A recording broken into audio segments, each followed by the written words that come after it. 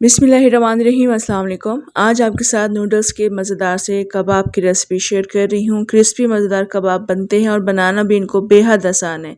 आप इसे स्टोर कर सकते हैं 2 से 3 दिन के लिए, बच्चों के लंच बॉक्सेस के लिए दे सकते हैं, शाम की चाय के साथ इंजॉय कर सकते हैं। मुकम्मल देखिएगा वीडियो को। वीडियो अच्छी लगी लाइक ज़रूर कर दीजिएगा। तो चलें मज़ेदार से नूडल्स के क्रिस्पी कबाब बनाना शुरू करते हैं। यहाँ मैंने अपनी रिक्वायरमेंट के हिसाब से 3 आलूओं को बॉईल करके रख लिया है। इन आलूओं को अब मैं मैश कर लूँगी। आप इसको ग्रेट भी कर सकते हैं। आलू मैंने मैश कर लिए हैं। अब हम इसमें कुछ चीज़ें शामिल करेंगे। सबसे पहले हम इसमें नूडल्स के अंदर जो साशे आते हैं वो हम इसके अंदर ऐड करेंगे। मैं यहाँ पर जो नूडल्स इस्तेमाल कर रही हूँ वो चिकन फ्लेवर के हैं। मैंने यहाँ पर चटपटा फ्लेवर नहीं लिया है। तो ये साशे भी आपने इस आमेज़े में ज़रूर शामिल करने हैं। तो ये 2 मैं नूडल्स इस्तेमाल कर रही हूँ इस रेसिपी के लिए, तो दोनों साशे मैं इसमें ऐड कर दूँगी। यहाँ पर ये 2 साशेस पूरे अमेज़े के लिए काफ़ी थे। अगर आपको इनफ नहीं लगते हैं तो आप इसमें चाइनीज़ नमक या फिर चिकन पाउडर भी ऐड कर सकते हैं। अब हमने इसमें सब्जियां शामिल करनी है। सब्जियों में मैंने 2 सब्जियां ली हैं, सिर्फ गाजर और शिमला मिर्च। अब इसमें मटर भी ऐड कर सकते हैं। इसके अलावा आप इसमें हरी प्याज भी ऐड कर सकते हैं। सब्जियां आपने बिल्कुल छोटी छोटी चॉप करके ऐड करनी है। साथ साथ इसमें मैं कुटी हुई मिर्ची भी इस्तेमाल कर रही हूँ 2 टीस्पून के बराबर। 1 टेबल स्पून मैं इसमें सोया सॉस ऐड कर रही हूँ और 1 टेबल स्पून मैं इसमें चिली सॉस ऐड कर रही हूँ। यहाँ पर मैंने काली मिर्चों का पाउडर ऐड नहीं किया है, थोड़ा सा स्पाइसी बना रही थी इसलिए चिली फ्लेक्स ऐड कर दी हैं। आप इसमें चिली फ्लेक्स को अवॉइड करके काली मिर्चों का पाउडर भी शामिल कर सकते हैं। अब इन सब चीज़ों को हम अच्छे तरीके से मिक्स कर लेंगे।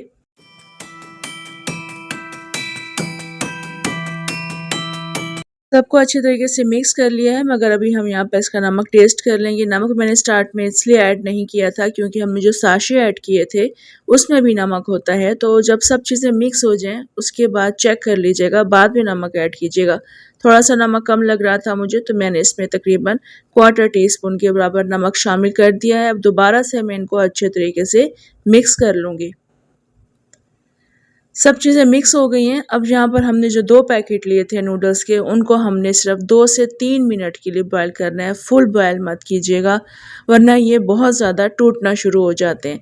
अब ये नूडल्स भी हम इसके अंदर शामिल कर देंगे। अच्छा, यहाँ मैं आपको एक और बात बताती चलूँ कि अगर आप इसमें चिकन शामिल करना चाहते हैं तो चिकन के छोटे पीसेस बॉईल करके भी ऐड कर सकते हैं और फ्राई करके भी ऐड कर सकते हैं। इसके अलावा आप इसमें बीफ या मटन का कीमा भी शामिल कर सकते हैं, चिकन का कीमा भी शामिल कर सकते हैं।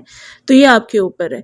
अभी देखिए नूडल्स को मैं बिल्कुल आराम से मिक्स कर रही हूँ। इन नूडल्स को मैंने तोड़ा नहीं था, ये साबुत ही हैं और लंबे लंबे इसके पीसेस होने चाहिए। बस इसी तरह से हम इसको मिक्स कर लेंगे और उसके बाद हम इसके कबाब बनाना शुरू करेंगे।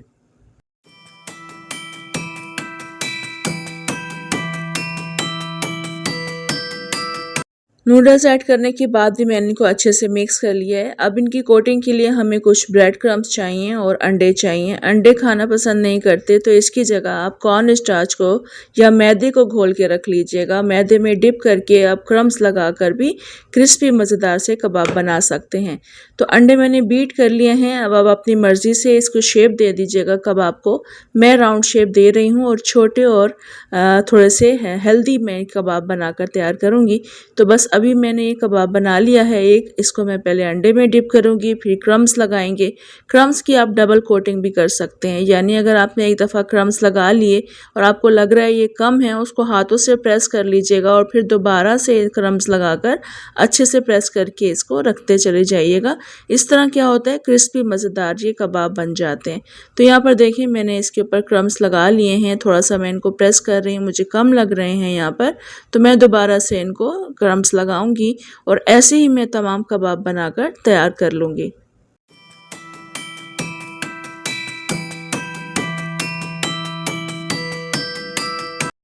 कबाब मैंने तमाम बनाकर रख लिए हैं। बस अब हमने इनको फ्राई करना है। इसी कंडीशन में आप इनको फ्रीज़ कर सकते हैं 2 से 3 दिन के लिए। बच्चों के लंच बॉक्सेस के लिए भी दे सकते हैं और शाम की चाय के लिए भी निकाल कर फ्राई कर सकते हैं। तो अभी आप देखें तेल का टेम्परेचर मैंने नॉर्मल रखा हुआ है, यानी ज़्यादा तेज़ नहीं रखा है। जैसे ही मैंने कबाब इसमें ऐड किए हैं ये पकना शुरू हो गए हैं और साथ साथ आपने इनको शैलो फ्राई करना है। ये नॉर्मल तेल रखना है, डीप फ्राई मत कीजिएगा। अब देखें यहाँ पर ये पकना शुरू हो गए हैं। मैं इनकी साइड को टर्न कर रही हूँ। प्यारा सा अच्छा सा कलर आ गया है। बस ऐसे ही इनको फ्राई कर लेंगे दोनों साइड से। हार्डली 3 मिनट लगते हैं, ये कबाब बहुत जल्दी फ्राई हो जाते हैं। बस ये कबाब जैसे ही फ्राई होंगे इनको यहाँ से निकालेंगे, बाकी के कबाब भी मैं इसी तरह से फ्राई कर लूँगी।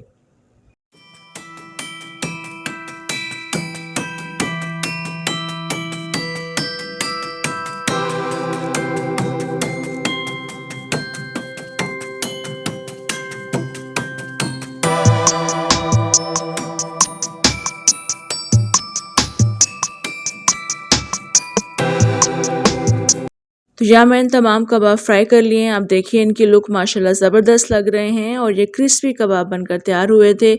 टेस्ट बहुत इनका ज़बरदस्त था। आपके बच्चों को ये रेसिपी बेहद पसंद आएगी, साथ साथ बड़े भी इसको बड़े शौक से खाएंगे। केचप के साथ ये कबाब बहुत अच्छे लगते हैं और आप इसको बनाकर स्टोर कर सकते हैं। बहुत मज़े की रेसिपी है, सिंपल सी रेसिपी है, ज़रूर ट्राई करके देखिएगा। शाम की चाय के साथ आइडियल रेसिपी बन जाएगी।